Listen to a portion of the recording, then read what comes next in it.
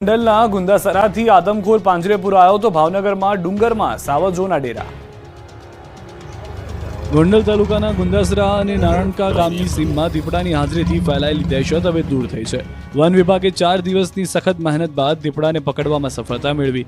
ગત 21 ફેબ્રુઆરીએ ગુંદાસરા ગામની સીમમાં દીપડો દેખાયો। આ અંગે વન વિભાગને જાણ થતાં વન વિભાગની ટીમ તાત્કાલિક સ્થળ પર પહોંચી। ટીમે ફૂટમાર્ક સહિતની તપાસ શરૂ કરી હતી। વન વિભાગની ટ્રેકર ટીમે 4 દિવસ સુધી સતત દિવસ રાત મહેનત કરી। સાંજે ગુંદાસરા નારણકા રોડ પર આવેલા હનુમાન મંદિરના કેમ્પસમાં દીપડો જોવા મળ્યો। વન વિભાગે મંદિરની આસપાસ પાંજરા ગોઠવ્યા। રાત્રે 9:30 વાગે દીપડો પાંજરામાં પકડાઈ ગયો। દીપડાએ ગુંદાસરા ગામે નીલગાય અને અનેક શ્વાનનું મારણ કર્યું। તાલુકાના લીલખા, કમરકોટડા, દેરડી, કેશવાળા, બિલડી સહિતના અનેક ગામોમાં દીપડો આતંક ફેલાવ્યો હતો। દીપડાના પકડાવાથી સ્થાનિક રહીશો અને વન વિભાગને રાહતનો શ્વાસ છે। આ તરફ ભાવનગરથી નજીક કોકરાના ડુંગર માળામાં સિંહોએ ડેરા નાખ્યા છે। કોકરાના ડુંગર માળામાં માનવ વસ્તી તરફ સિંહનું સતત પરિયાણ વધી રહ્યું છે। વિડીયોમાં જોઈ શકાય છે કે એક સાથે 2 નર સિંહ રોડ ઉપર આવી ચડતા બંને તરફ વાહનો સિંહને જોવા માટે થંભી ગયા। કાર ચાલક દ્વારા વનરાજનો વિડીયો પોતાના કેમેરામાં કેદ કર્યો હતો। પશુઓને દીપડાથી બચાવવા પંચમહાલના ખેડૂતે શ્વાનના ગળામાં ખિલ્લા બાંધ્યા। શ્વાનના ગળામાં ખિલ્લા જડિત આ બેલ્ટ જોઈને ચોંકી જશો। તમને સવાલ થશે કે આવું કેમ? વાત જાણે એમ છે કે પંચમહાલના અંતરિયાળ વિસ્તારમાં દીપડા જેવા જંગલી પ્રાણીઓ શિકારી બની ગયા છે।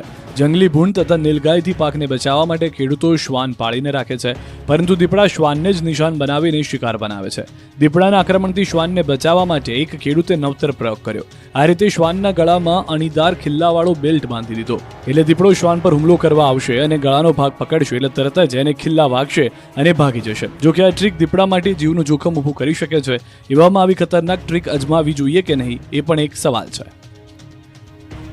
રાજકોટની જનાના હોસ્પિટલમાં વંદાનું રાજ। રાજકોટની હોસ્પિટલમાં હવે જીવજંતુઓનું રાજ છવાયું છે। પહેલા સિવિલ હોસ્પિટલમાં ઉંદરો રખડતા જોવા મળ્યા અને હવે જનાના હોસ્પિટલમાં દર્દીઓના રૂમમાં વંદા આંટા મારતા જોવા મળ્યા। રાજકોટની જનાના હોસ્પિટલમાં દર્દીઓના બેડ પાસે વંદા આંટા મારતા દર્દીઓમાં નાસભાગ મચી ગઈ। હોસ્પિટલમાં સારવાર અર્થે આવેલા દર્દીના રૂમમાં બેડની નીચે વંદાનો ત્રાસ વધ્યો છે। આ હોસ્પિટલમાં રોજ સગર્ભા અને નવજાત બાળકોને સારવાર અપાય છે। તે જ વોર્ડમાં વંદાના ઝુંડ ફેલાતા દર્દીઓને નીચે પગ રાખવો હોય તો પણ ખુલ્લી જમીન શોધવી પડે તેવી સ્થિતિ છે। દર્દીઓના વોર્ડ પાસે જ ગંદકી અને વંદા ઉંદરના ત્રાસથી દર્દીઓ તો ઠીક, સગાઓ પણ પરેશાન થયા। નીચે ભૂગર્ભ ગટરમાંથી વંદા આવે છે। આ હોસ્પિટલમાં સૌરાષ્ટ્રભરમાંથી પ્રસૂતિ માટે મહિલાઓ પણ આવે છે, જેથી દર્દી અને તેમના પરિવારજનો દ્વારા વંદાઓનો દૂર કરવા માટે દવાનો છંટકાવ કરે તેવી માંગણી કરી હતી। તો આ મામલે સિવિલ સુપ્રિન્ટેન્ડન્ટ મોનાલી માકડિયાએ દાવો